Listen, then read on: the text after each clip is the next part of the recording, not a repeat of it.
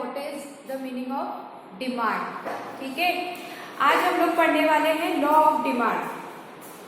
आवाज आ रहा है आप लोगों को? ओके।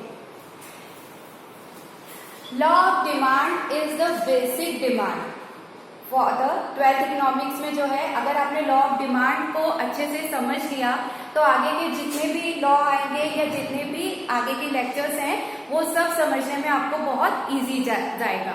तो इसीलिए try and understand very well what is the law of demand. अब हम लॉ ऑफ डिमांड समझने के लिए,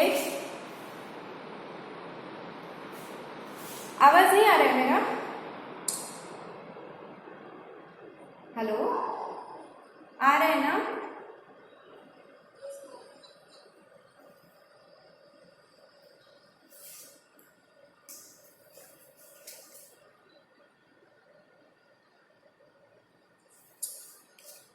अभी क्लियर है आवाज?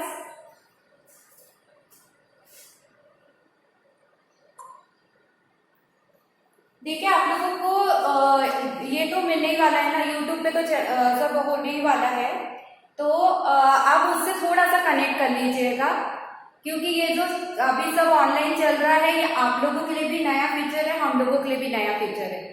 तो इसीलिए हम लोग भी यहाँ पे ट्रायल एंड एरर कर रहे हैं कि किस तरीके से इम्प्रूवमेंट आए, और आप लोग भी प्लीज थोड़ा कोऑपरेट कर लीजिए। तो हम जब डिमांड का लॉ ऑफ डिमांड समझ रहे हैं तो हम एक एग्जांपल लेते हैं कि सपोज मोबाइल परचेज करना है और मोबाइल 3 लोग परचेज करना चाह रहे हैं। ओके, ए जो है वो मुंबई में रहता है, बी जो है वो सपोज JNK में रहता है, जम्मू एंड कश्मीर में, और सी जो है वो केरला में रहता है। ओके, तो अगर ये 3 लोग हैं और ये सेम प्रोडक्ट परचेज करना चाह रहे हैं मोबाइल, तो अभी यहाँ पे डिमांड किसकी हम रिफ्लेक्ट कर रहे हैं? मोबाइल के लिए। ठीक है, तो अभी जब हम मोबाइल के डिमांड रिफ्लेक्ट कर रहे हैं, लॉ ऑफ डिमांड को समझने के लिए हम यहाँ पे कुछ फीचर समझेंगे डिमांड के लिए। तो अगर मोबाइल का कर रहे हैं तो हम मोबाइल जो परचेज करने जा रहे हैं, एक मुंबई का कस्टमर है, एक JNK का कस्टमर है, एक केरला का कस्टमर है।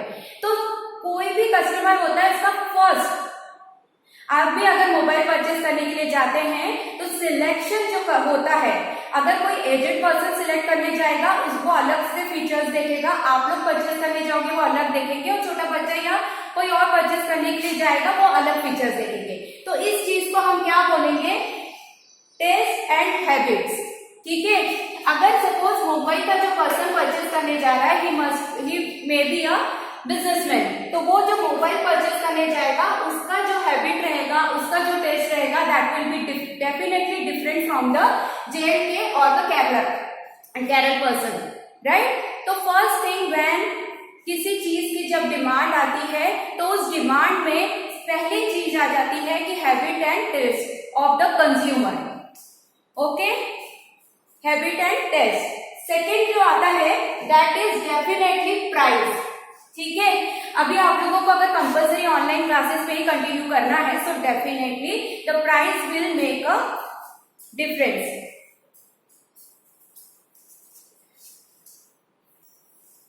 आवाज का क्या प्रॉब्लम हो गया है? आवाज,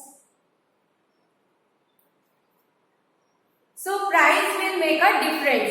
तो इसलिए price is another factor. First factor हम लोगों ने जो पढ़ा वो टेस्ट एंड हैबिट्स का पढ़ा, कि जो अगर कोई प्रोडक्ट परचेज करने के लिए जाता है तो हर स्टेट का हो जहां वहां के टेस्ट और हैबिट्स पे डिपेंड करता है कि how is the consumer. Second हम पढ़ रहे हैं प्राइस पे, तो मे बी अगर कोई बिजनेसमैन है तो he can afford Apple, right? क्योंकि उसको उससे उतना ज्यादा बिजनेस मिलने वाला है, उसमें उतना ज्यादा फीचर्स है जिसके कारण कि he will get the returns better, so he will prefer to invest in the Apple, जो कि प्राइस वाइज बहुत हायर है।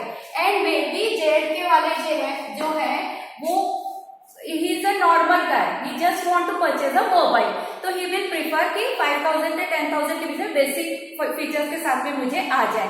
So price is the first हमने जो देखा दैट इज टेस्ट। सेकेंड जो हम देख रहे हैं that is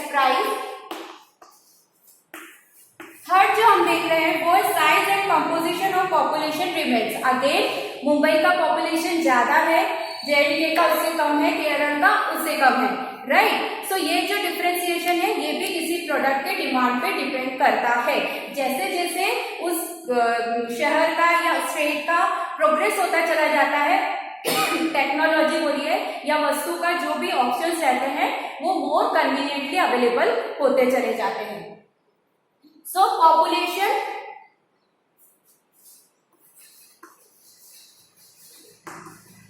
population will be the third factor.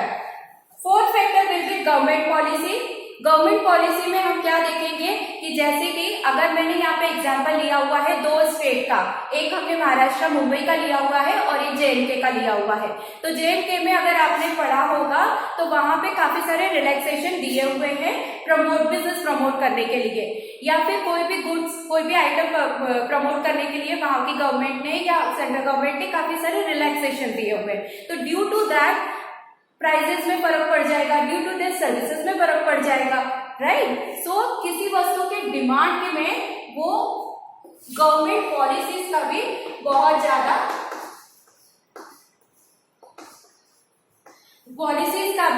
ज्यादा असर पड़ता है, फैक्टर है, इट इज अ फैक्टर। उसके बाद income of the consumer. Income of the consumer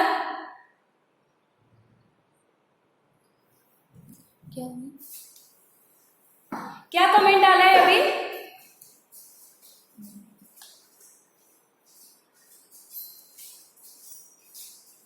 सब comment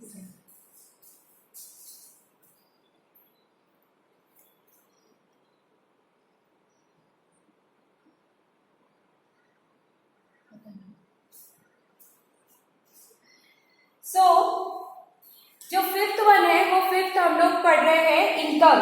so income of the consumer also, demand किसी वस्तु की डिमांड जो है वो इनकम ऑफ कंज्यूमर में भी इनकम ऑफ कंज्यूमर पे डिपेंड करता है। And the last one is no change in expectation regarding future prices. तो अगर कोई बिजनेस हब है जैसे मुंबई है तो वो या किसी भी और भी सिटी का नाम लेते हैं जो प्रोग्रेसिव है उसमें, और जो बैकवर्ड एरियाज है उसके कंज्यूमर्स के इसमें फर्क हो सकता है। Now we come to the main principle of demand. Principle of demand ये बोलता है कि अभी in normal life we see all these factors which affect a demand for a specific product, वो उस पर डिपेंड करता है। लेकिन लॉ ऑफ डिमांड बोलता है कि these all factor are constant. constant means fixed. ना तो किसी प्रोडक्ट को परचेज करने के लिए या किसी प्रोडक्ट के डिमांड के लिए ना तो टेस्ट और हैबिट अफेक्ट करती है, ना प्राइस अफेक्ट करती है, ना वहां की कोई बिजनेस अफेक्ट करता है, ना गवर्नमेंट पॉलिसीज। जो फैक्टर्स हम कंसीडर कर रहे थे कि अगर कोई एक मोबाइल परचेज करने जा रहा है अलग अलग स्टेट में तो ये सारी चीजें उसको कंसीडर करनी पड़ेगी। लॉ ऑफ डिमांड बोलता है कि there is only one factor and that is price.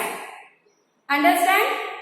बाकी के जितने भी फैक्टर्स हैं वो सारे फैक्टर्स कांस्टेंट है, फिक्स है, उनमें कभी भी कोई भी चेंजेस नहीं होता। अगर किसी वस्तु की, जैसे मोबाइल का मैंने आपको एग्जांपल दे रही हूँ, तो अगर मोबाइल परचेज करने के लिए जा रहे हैं तो मोबाइल की प्राइस अच्छी होगी तो डिमांड बढ़ेगी, मोबाइल की प्राइस कम होगी तो डिमांड बढ़ेगी, मोबाइल की प्राइस ज्यादा होगी तो डिमांड कम होगी। This is the only factor which affect the demand of any goods and services.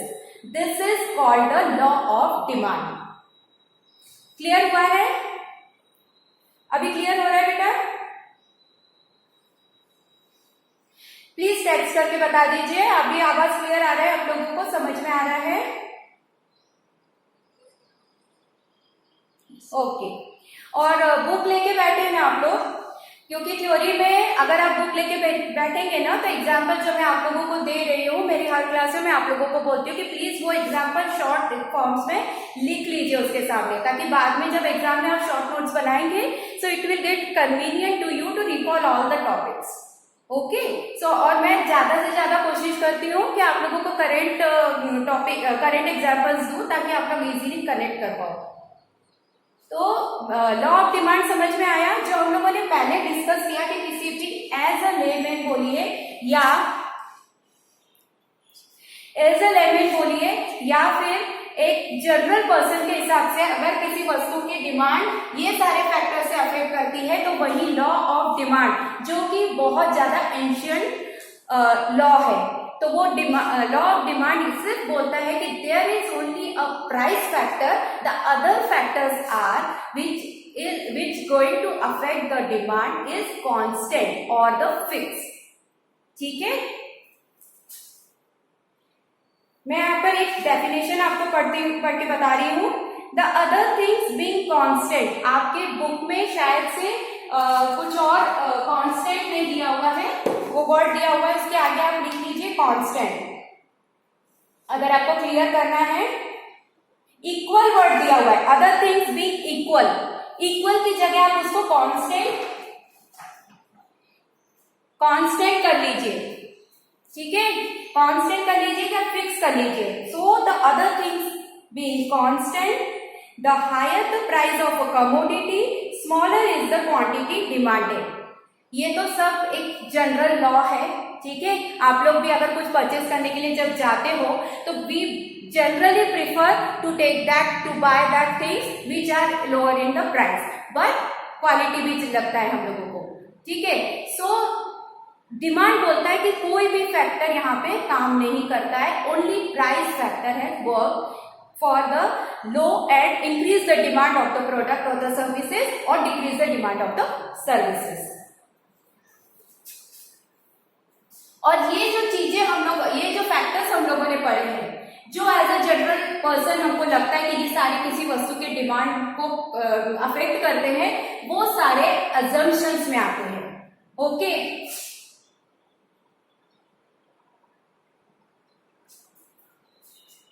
वो सारे एक assumptions में आते हैं। सो वो assumptions को हम, assumption मतलब क्या होता है, मान्यताएं, ठीक है।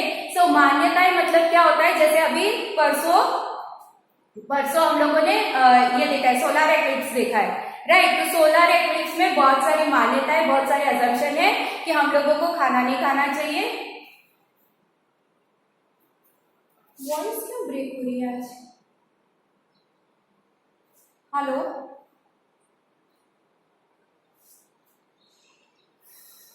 वॉइस क्लियर नहीं आ रहा है आप लोगों को?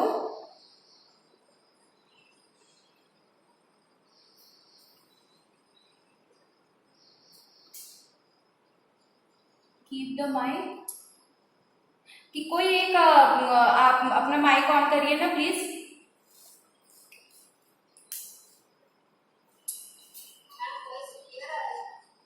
क्लियर आ रहा है ना, तो फिर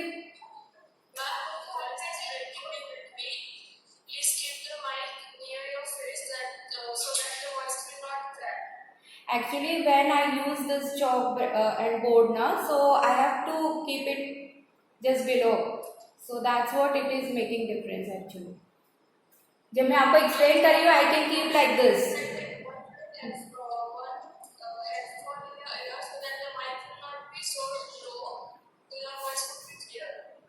What? Hello? Just put one of the earplugs in your ear so that the mic would be close to you, so you won't be able to speak properly. You won't need to hold the mic again and again.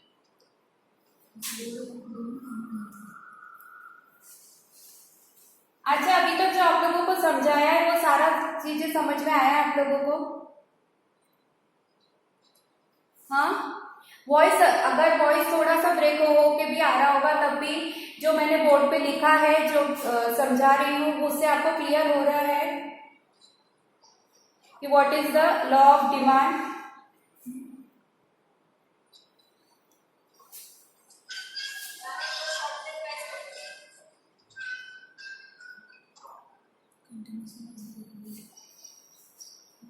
अभी भी break हो रहा है आवाज?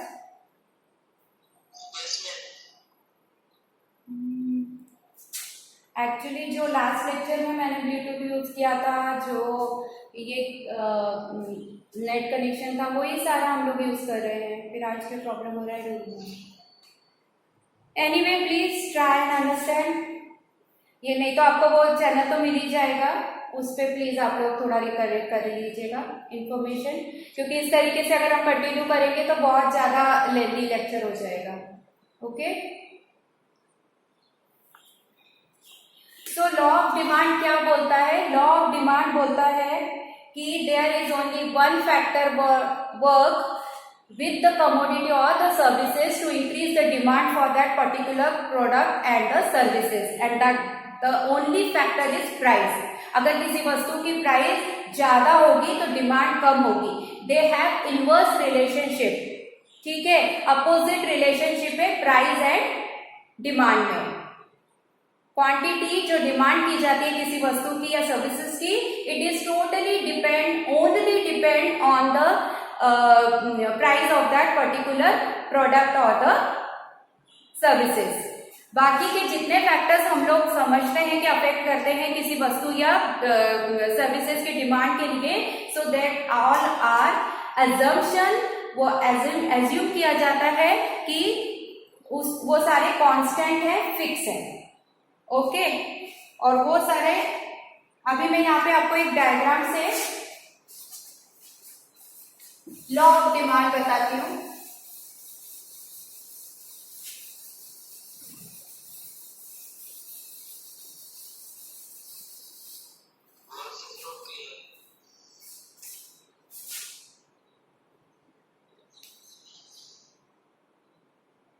Hello,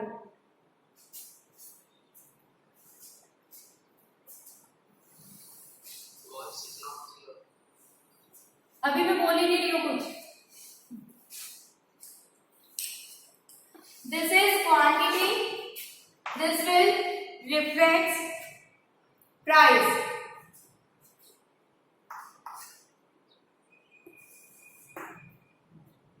ठीक है, अब हम एक टेबल लेते हैं जिसमें आपको पता चलेगा,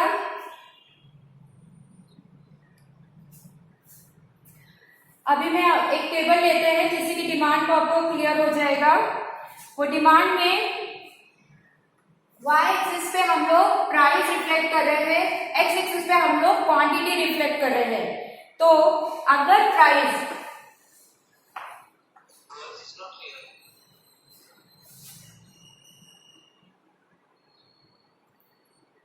कुछ बच्चे बोल रहे हैं वॉइस क्लियर है, कुछ बच्चे बोल रहे नहीं है, ठीक है। अगर प्राइस 10 रखते हैं, so if we are putting a price 10, तो मैंने जो अभी आप लोगों को लॉ ऑफ डिमांड बताया है, मैं यहाँ पे पहले प्राइस लिख देती हूँ, फिर आप लोग ही बताइएगा कि वस्तु की डिमांड, उस सर्विसेज की demand, what will be the demand for that particular product की जो डिमांड रहेगी वो क्या होगी। यहाँ पे प्राइस 10 है तो डिमांड हायर होगी और लोअर होगी, डिमांड हायर होगी और लोअर होगी। अगर प्राइस हायर है, प्राइस एकदम लोअर, 10 रुपीज मैंने रखा हुआ है, so demand will be higher, ठीक है। प्राइस जैसे जैसे बढ़ेगा वैसे वैसे उस वस्तु की जो डिमांड रहेगी वो कम होती चली जाएगी। This is the price and quantity of demand का जो लॉ है वो इनवर्स रिलेशनशिप रखता है, अपोजिट रिलेशनशिप रखता है। सो अगर प्राइस सबसे लो है तो क्वांटिटी सबसे हायर रहेगी,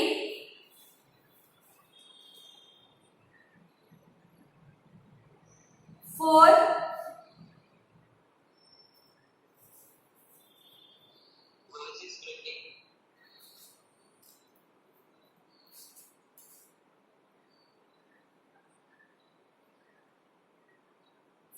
सबसे ज्यादा क्वांटिटी रहेगी।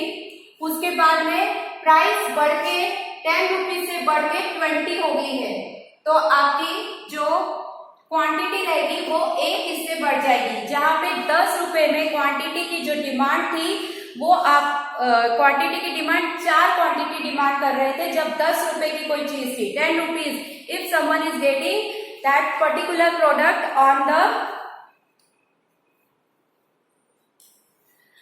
if someone is getting that particular product on the price rupees then your demand is higher by 4 quantity. Okay, this is the price, this is quantity. When it is increased by 10 rupees and now it is available on 20 rupees, then the quantity of that particular product will decrease. यहाँ पे price बढ़ गई है, यहाँ पे price decrease हो रही है, सॉरी क्वांटिटी डिक्रीज हो रही है. ठीक है, this is called the law of demand, कि जैसे ही प्राइस बढ़ती है वैसे क्वांटिटी कम हो जाती है. अभी प्राइस 10 रुपए से और बढ़ गई. Initially it was 10, now it is you are getting the same product on 30 rupees. 20 rupees से वो और इंक्रीज हो गई है. तो definitely everyone can't afford that price. ठीक है, जहां 100% 10 रुपीज में 100% लोग परचेज करने की कैपेसिटी रखते थे, वहां पर अभी 30 रुपीज में परचेजिंग पावर 60% लोगों की ही.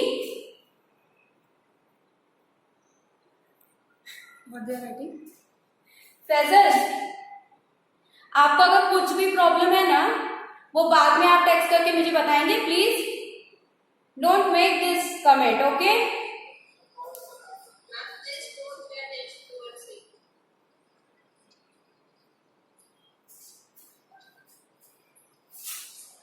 सो यहाँ पे अगर 30% है तो परचेसिंग पावर वाला जितना भी क्लाउड है, वो सारा परचेसिंग पावर वाला cloud will reduce definitely because the price is increase by 20 rupees.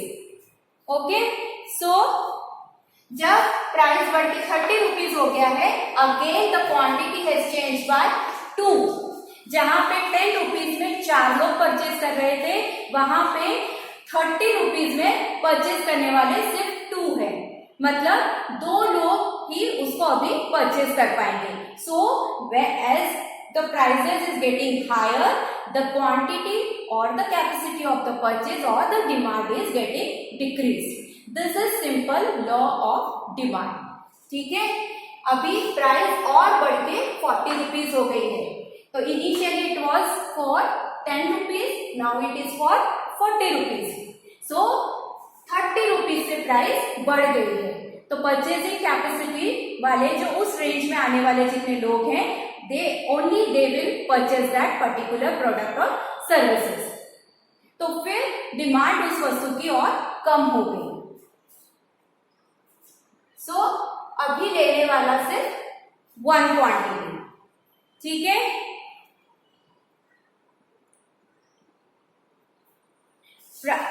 Quantity लेने वाला जो है वो अभी 1 क्वांटिटी ही परचेज कर पा रहा है, बिकॉज एवरीवन कांट अफोर्ड कि जो चीज पहले इनिशियली